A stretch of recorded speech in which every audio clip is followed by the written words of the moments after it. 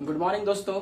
जैसा कि कल हमने बताया था कि सेट थ्योरी का कुछ पार्ट मतलब कि जो हम सेट थ्योरी को सेट में जो दो फॉर्म पढ़ना था, टेबुलर फॉर्म और सेट बिल्डर फॉर्म, उन दोनों को हमने कल पढ़ा दिया था, जिसमें टेबुलर फॉर्म के बारे में कुछ क्वेश्चन हमने बताया था। आज हम देखते हैं कि सेट बिल्डर फॉर्म का क्वेश्चन किस टाइप का आता है और कितने नंबर का पूछता है। आपका ऑब्जेक्टिव में 1 या 2 नंबर का पूछता है सेट बिल्डर फॉर्म से, एक टेबुलर फॉर्म से। ठीक है, तो आप लोग को मिश्रा क्लासेस के यूट्यूब चैनल पर स्वागत करते हैं।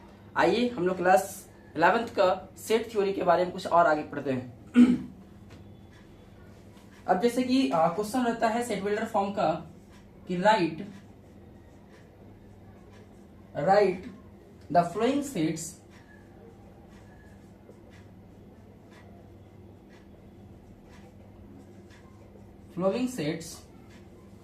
in the set builder form. In the set builder form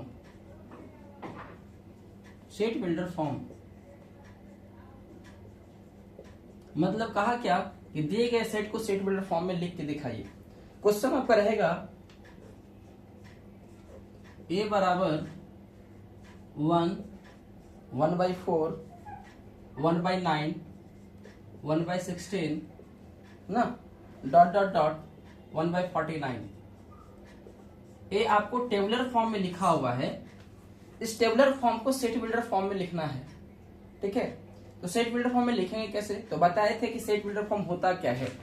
तो कहता है कि सेट बिल्डर फॉर्म कि अगर in this set A set is a represented by stating the property of element, सिर्फ एलिमेंट की प्रॉपर्टीज को लिखा जाता है, उसको हम कहते हैं सेट बिल्डर फॉर्म। तो देखिए, तो ये लिखा हुआ जो क्वेश्चन है, एलिमेंट की प्रॉपर्टीज लिखा हुआ है कि नहीं लिखा हुआ है। एलिमेंट है, इन एलिमेंट की उसमें कुछ भी प्रॉपर्टीज निकल रहा है। आप देखोगे गौर से तो इसमें क्या प्रॉपर्टीज है, थोड़ा सा गौर से देखो इसको अच्छे से। अगर इसमें हम देखें तो देखो, तो 1 का स्क्वायर करेंगे तो 1 हो जाएगा, 1/2 का स्क्वायर करेंगे तो 1/4, 1/16 का स्क्वायर करेंगे 1/4 का स्क्वायर करेंगे, या सॉरी 1/3 का स्क्वायर करेंगे तो 1/9, और 1/4 का स्क्वायर करेंगे तो आपका 1/16। इससे क्या हम लोग पता चला कि हमारा सेट बिल्डर फॉर्म के दिए गए टेबुलर फॉर्म को सेट बिल्डर फॉर्म में लिखना है। मतलब इसका मतलब है कि इसका प्रॉपर्टीज को हमको लिखना होगा। और प्रॉपर्टीज क्या लागू होता है, तो प्रॉपर्टीज यह लागू होता है कि जैसे जैसे हम पावर को मतलब नीचे वाले डिनोमिनेटर की वैल्यू को छोटा करते हैं और उसका स्क्वायर करते हैं तो उसके बराबर आते जाता है। इसका मतलब है कि देखो, तो 1, 2, 3 सब नेचुरल नंबर है तो क्या इसको हम लिख सकते हैं क्या 1/n का होल स्क्वायर, या फिर 1/n का स्क्वायर लिख सकते हैं ना।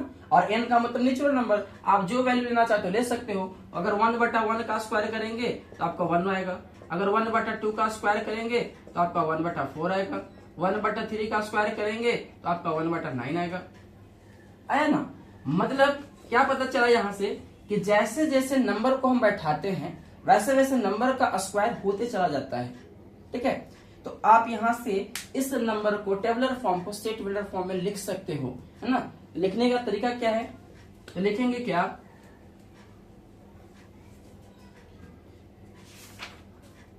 कि ए गिवन ए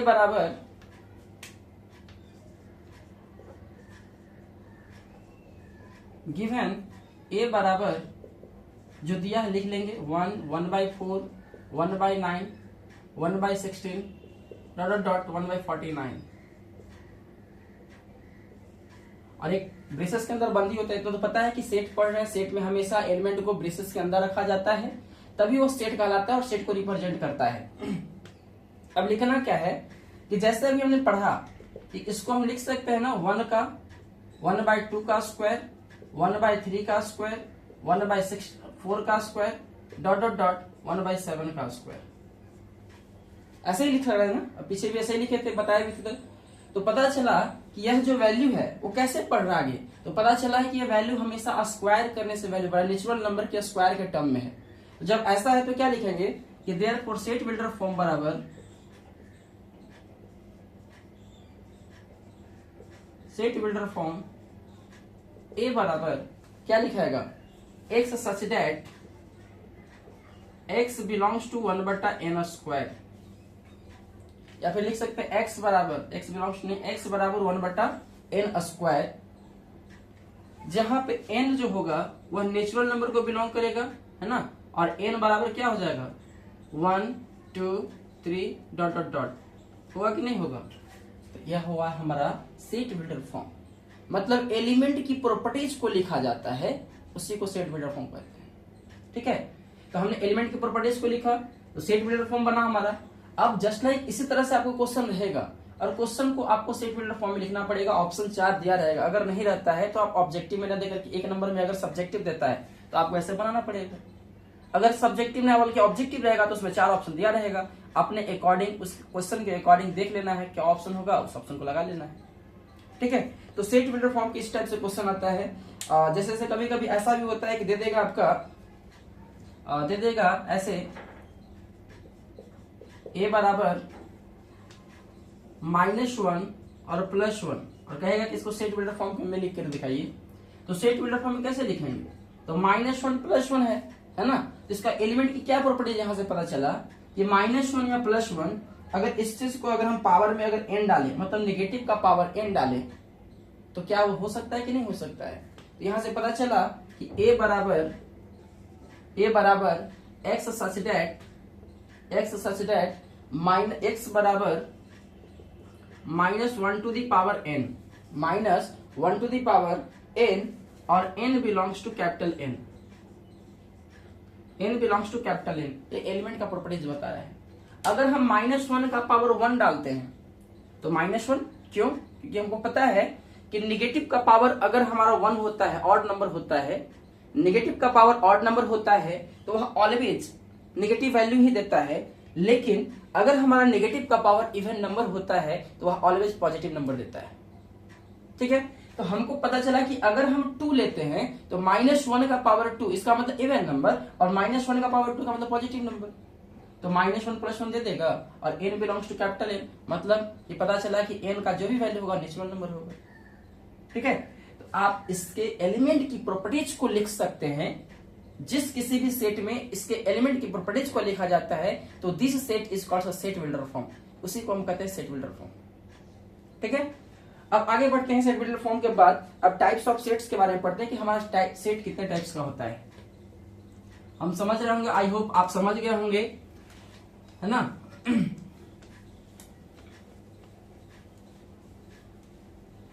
काफी गर्मी बढ़ गई है ना, 2-3 दिन से इधर काफी धूप पड़ा हुआ है और उसके बाद भी गर्मी बहुत ज्यादा लग रहा है।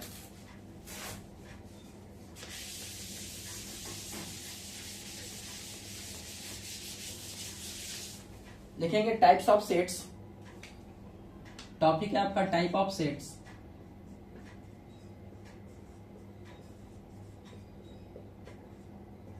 टाइप ऑफ सेट, सेट कितने टाइप्स का होता है, तो सेट बहुत सारा टाइप्स होता है, वेरियस टाइप सेट होता है।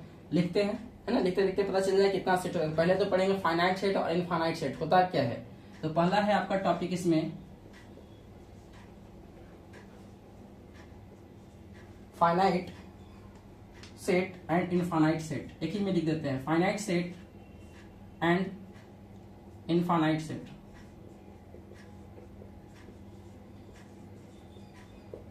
Infinite set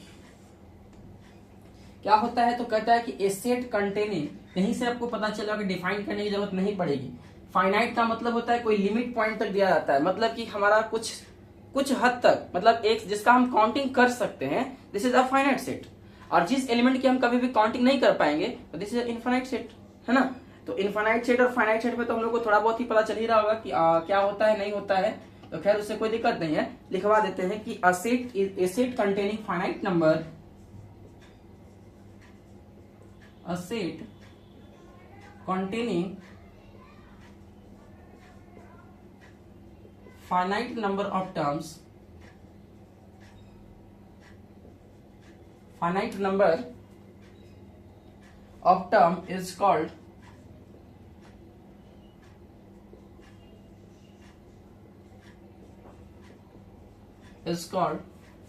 finite set। जिस सेट के अंदर अगर नंबर ऑफ टर्म की संख्या फाइनाइट हो, जिसको काउंटिंग कर सकते हैं, तो this set is called a finite set. उस सेट को फाइनाइट सेट कहते हैं। जैसे अदरवाइज लिख सकते हैं इसी में कि अदरवाइज इनफाइनाइट सेट, इसको हम लिखने की जरूरत हमको नहीं होगा। यहीं से पता चला कि जिस नंबर को काउंटिंग किया जा सकता है वह हमारा इनफाइनाइट सेट होता है, और जिस नंबर को काउंटिंग नहीं कर सकते हैं बाकी जितना बचा इनफाइनाइट सेट, मतलब अदरवाइज इनफाइनाइट सेट, इसको लिखने की जरूरत नहीं पड़ेगी। इनफाइनाइट सेट एग्जाम्पल के तौर पर अगर लिखे तो ए बराबर 1 2 3 4 5, यह हमारा कैसा सेट हुआ, यह हमारा फाइनाइट सेट हुआ। This is a finite set. But अगर हम दूसरा कोई सेट ले, है ना, ए बराबर ही, और लिखे कि 1 2 3 4 5 डॉट डॉट डॉट, और ब्रेसेस को ब्लैक बंद कर दें, तब पूछे कौन सा सेट है, तो याद रखना ऐसे सेट को कहते हैं is a infinite set, is infinite set, is a infinite set. दो तरह का सेट होता है, एक फाइनाइट सेट जिस सेट का मेंबर को हम काउंटिंग कर सकते हैं, this is a finite set. जिस सेट के अंदर की मेंबर को काउंटिंग नहीं कर सकते हैं, this is a infinite set. ठीक है, ये दो तरह का हमारे यहाँ सेट होता है, फाइनाइट और इनफाइनाइट सेट। ठीक है, अब पढ़ना है हमको फाइनाइट सेट के बाद सिंगलटन सेट। सिंगलटन सेट क्या होता है? सिंगलटन सेट से पता चला कि इसका नाम ही सिंगल है, मतलब सिंगल एलिमेंट को लेकर के आएगा।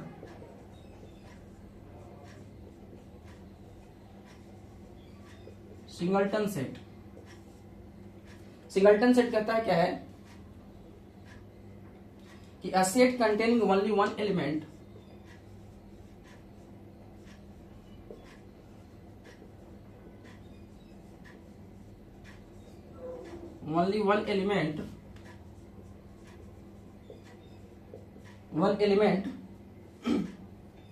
is called a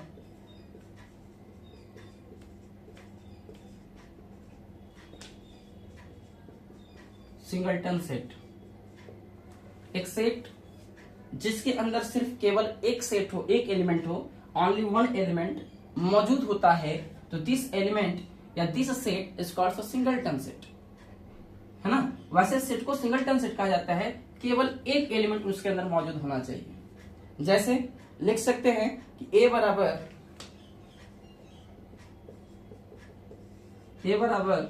2 और पूछे ये कैसा सेट है, तो इज अ सिंगलटन सेट।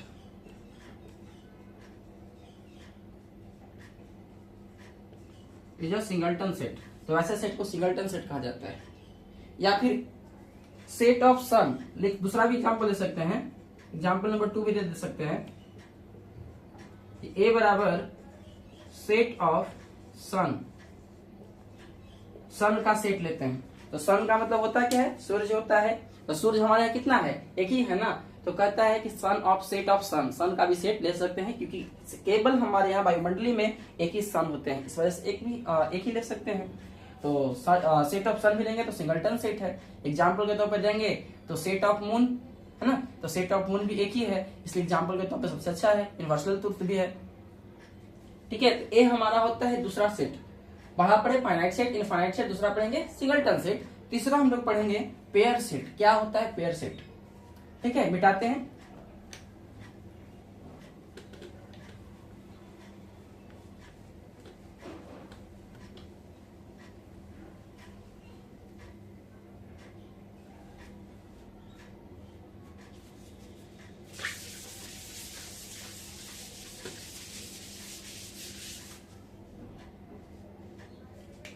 तीसरा नंबर पॉइंट है आपका pair set.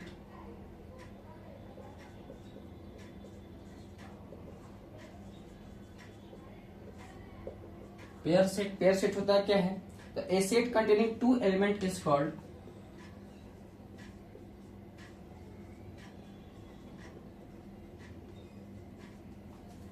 containing two element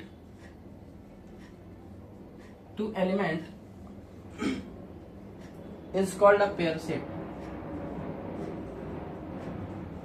is called a pair set।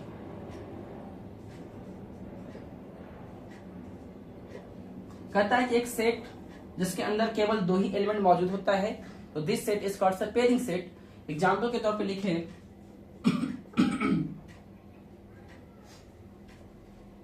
तो ए बराबर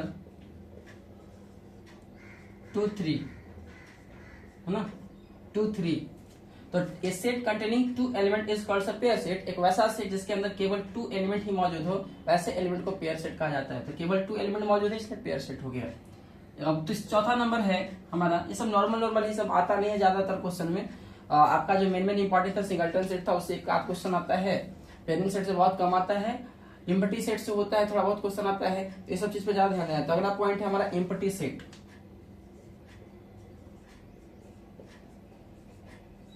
एम्प्टी सेट या फिर नल सेट, नल सेट या फिर इसी को कहा जाता है वॉइड सेट। इसका 3 नाम होता है, नल सेट, वॉइड सेट या एम्प्टी सेट। एम्प्टी सेट और नल सेट और वॉइड सेट कहते किसको हैं? तो a set having no element is called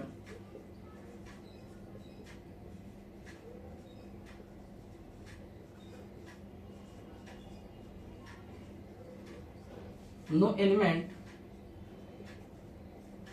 is called a set having no element is called an empty set, an empty set।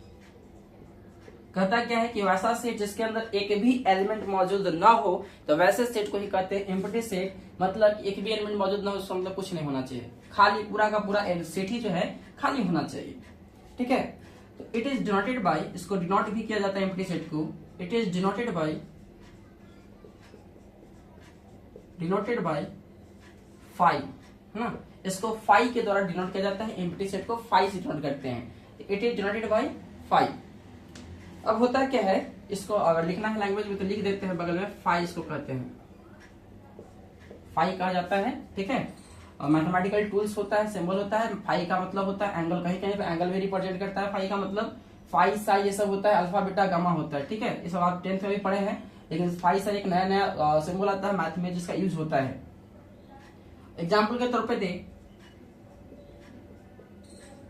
तो ए बराबर सिर्फ ब्रेसेस लिख दिया जाए, नो सेट, एक भी एलिमेंट नहीं है, this set is called empty set.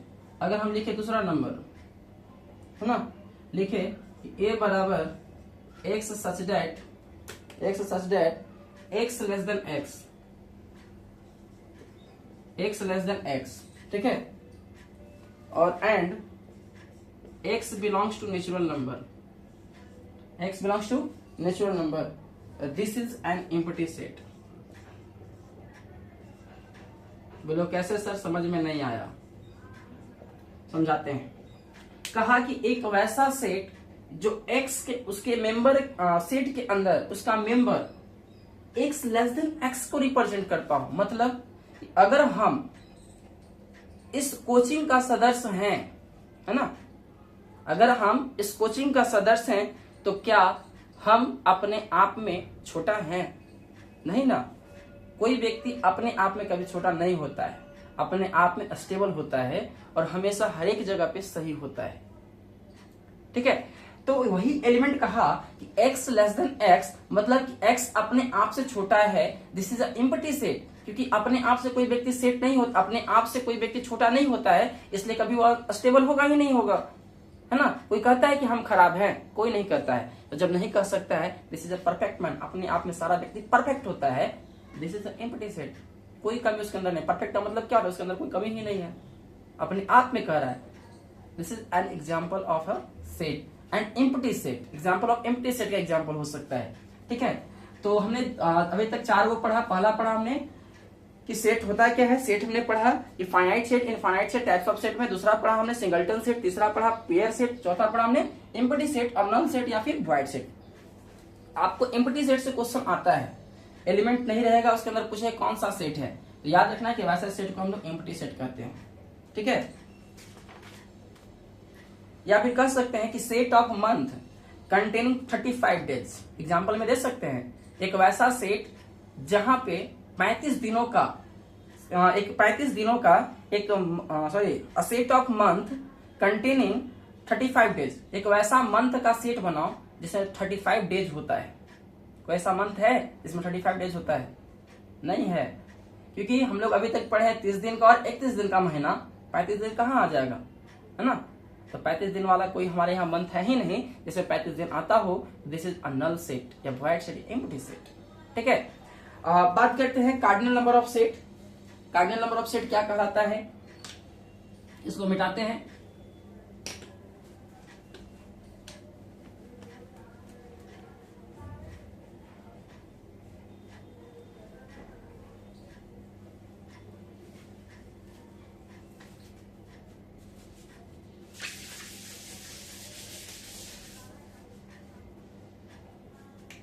आज तो टाइम लगता है डिफाइन करने में ही चला जाएगा, may be,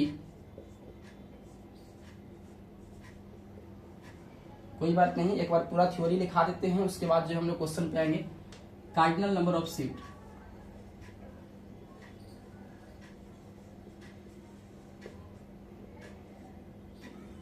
cardinal number of set कहता है कि the number of elements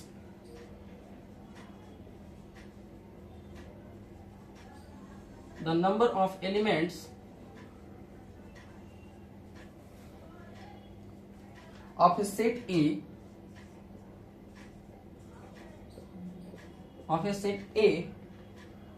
is called cardinal number of set A.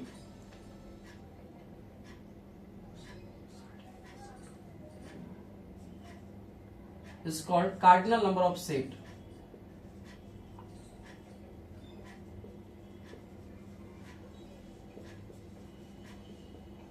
या फिर कार्डिनल नंबर ऑफ सेट ए कहता है कि the number of elements of A set A, set ए का जितने भी एलिमेंट की संख्याएं हैं, तो दिस संख्या is called cardinal number of set.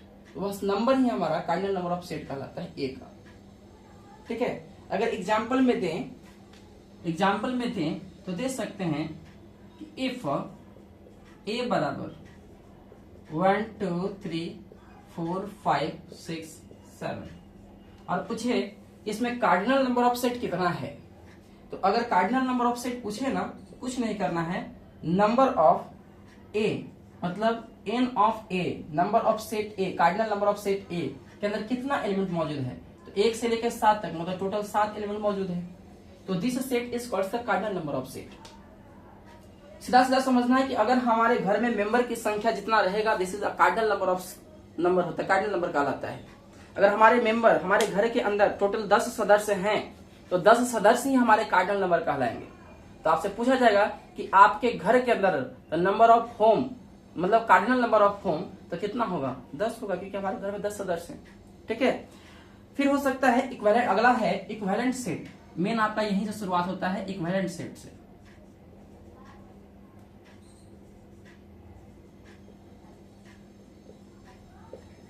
Equivalent set कहलाता है कि two set A and B, two set A and B are said to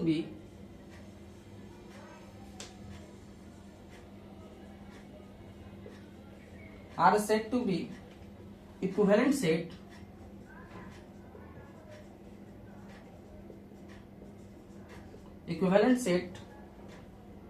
if they have the same number of elements.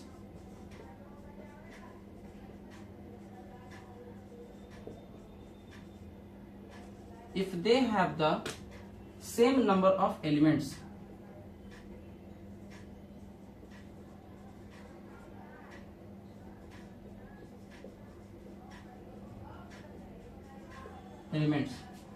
कहा गया कि two set A and B are said to be equivalent set if they have the same number of elements. दो set A और B equivalent set कहलाता है कब, if they have the same number of elements, अगर उसके set के अंदर element की संख्या अगर समान होता है, इक्विवेलेंट होता है, बराबर होता है, तो this set is called equivalent set. वह सेट इक्विवेलेंट सेट कहलाता है। जैसे एग्जांपल में लिख सकते हैं दैट इज, इसका मतलब होता है कि cardinal number of set A बराबर cardinal number of set B. अगर हमारा कार्डिनल नंबर मतलब सेट ए के अंदर जितना मेंबर होगा वही सेट बी के अंदर मौजूद होगा, तो this set is called equivalent set. ठीक है, उस सेट को इक्विवेलेंट सेट कहा जाता है। तो कह सकते हैं कि if A is equivalent of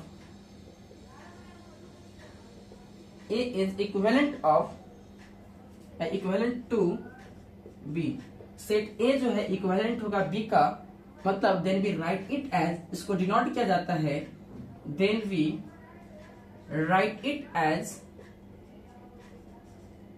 A equivalent of B, A equivalent of B. ठीक है, इसको थोड़ा सा अच्छे से लिख देंगे ऐसे, equivalent of B. Class 10th में भी साइन का यूज किए थे सिमिलरिटी के लिए, है ना। तो then we write it as A equivalent of B. याद रखेंगे कि इक्विवेलेंट सेट होता है क्या है कि दो सेट ए और बी इक्विवेलेंट कहलाता है कब, अगर सेट ए के अंदर एलिमेंट की संख्या और सेट बी के अंदर भी एलिमेंट की संख्या अगर समान होता है तो this set is called equivalent set. मतलब cardinal number of set A बराबर cardinal number of set B. अपने अगर माहौल से एकदम लिया जाए, अभी के मतलब ट्रेंड में अगर एग्जांपल दिया जाए, तो जैसे दो फ्रेंड हैं, हम दो हमारे दो, ठीक है, और दोनों का शादी होता है और दोनों का मतलब दो दो बच्चे ही होते हैं, हमको हमारा भी और अगले पर्सन का भी। तो कह सकते हैं ना कि number of elements in your set and number of elements in me set are equivalent. क्यों? क्योंकि हमारे अंदर भी एलिमेंट की जो संख्या है, बच्चे की जो संख्या है, दिस इज मेरे अंदर भी वही संख्या है बच्चों की, है ना। तो दिस इज इक्विवेलेंट सेट, हम दोनों एक दूसरे का इक्विवेलेंट है क्या। और नहीं तो फिर बहुत सारे एग्जाम्पल हमारे लाइफ में है, बहुत कुछ ऐसे हैं जो ले सकते हैं एग्जाम्पल इक्विवेलेंट सेट का। तो अब समझ में आया होगा, आई होप कि आपको cardinal number of set, equivalent set, इतना तक तो आपको समझ में आया होगा। अब है हमारे पास इक्वल सेट, ठीक है। अगला है हमारा इक्वल सेट। इक्वल सेट क्या कहलाता है?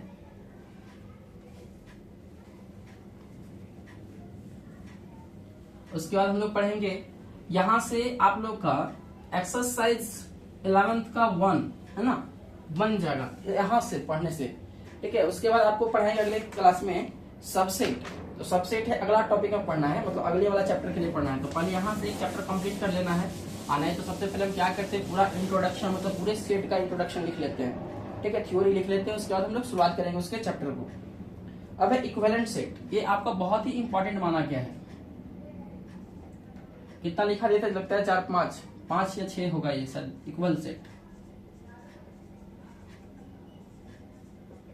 नंबरिंग से क्या मतलब है हमारा, तो थ्योरी से मतलब है। इक्वल सेट क्या होता है, two set A and B are said to B,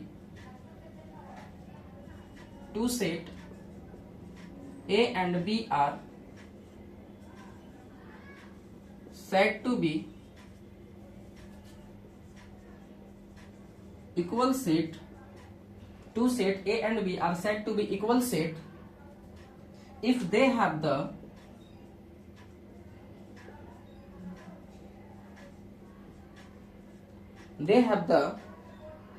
same elements.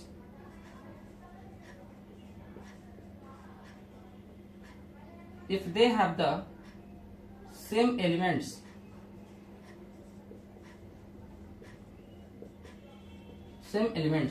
two set A and B are said to be equal set if they have the same element. दो set A और B, दो set का equal set कहलाते हैं कब, अगर उसके element की संख्या दोनों में सेम है। इक्विवेलेंट और इक्वल में बस थोड़ी सी की दोनों सेम ही हो जाता है, इक्विवेलेंट सेट भी और इक्वल सेट दोनों सेम ही रहता है ना। बस इसमें थोड़ा सा होता है कि इसमें बहुत सारा सेट आता है, तो कह सकते हैं कि set A is equal to B, मतलब A सेट अगर A B के इक्वल है, इसका मतलब A इक्विवेलेंट भी होगा B का, ठीक है। एग्जाम्पल के तौर पे लिख सकते हैं, फर्स्ट नंबर A बराबर कोई एलिमेंट ले लेते हैं, मान लेते हैं कि 1 2 3 4 5 है। B बराबर भी कोई ले लेते हैं सेट, उसके अंदर एलिमेंट की संख्या देखते हैं 1 3 4 5 6 और C बराबर भी ले लेते हैं।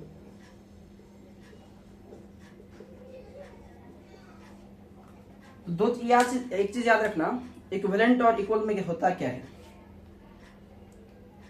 इक्विवेलेंट का मतलब होता है कि आप में नंबर ऑफ एलिमेंट्स समान होना चाहिए, और इक्वल सेट में होता है कि आपके नंबर ऑफ एलिमेंट तो समान होना चाहिए, है ना, नंबर ऑफ एलिमेंट तो बराबर होना चाहिए, लेकिन हूबहू वही नंबर होना चाहिए। तो this set is called the equal set. याद रखना, इक्विवेलेंट में और इक्वल में बहुत थोड़ा सा का मतलब फर्क पड़ता है, और इसमें बहुत सारा बच्चा कंफ्यूज होता है। इक्विवेलेंट का मतलब ही होता है कि नंबर ऑफ एलिमेंट्स तो बराबर आएंगे, लेकिन नंबर ऑफ एलिमेंट सेम नहीं होंगे। और इसमें होता है कि नंबर ऑफ एलिमेंट्स सेम होंगे, जो सेट ए के अंदर एलिमेंट होगा वही सेट बी के अंदर एलिमेंट होगा, तब कहेंगे कि ए जो है बी का इक्वल होगा। और इक्विवेलेंट में ऐसा नहीं होता है। इक्विवेलेंट में होता है क्या है कि अगर हमारे अंदर 1 2 3 4 5 है और उसके अंदर भी 1 2 3 4 5 6 7 है, तो कहेंगे कि ए बी का इक्विवेलेंट है, नहीं है। लेकिन अगर कहेंगे कि ए बराबर 1 2 3 4 5 है और बी बराबर 1 3 2 5 6 है और दोनों में 5 मेंबर ही है, तो कहेंगे कि ए बी का इक्विवेलेंट है, लेकिन एलिमेंट सेम नहीं है। जैसे यहां से पता चल जाएगा आपको इक्विवेलेंट है कि नहीं है। अगर हम बात करें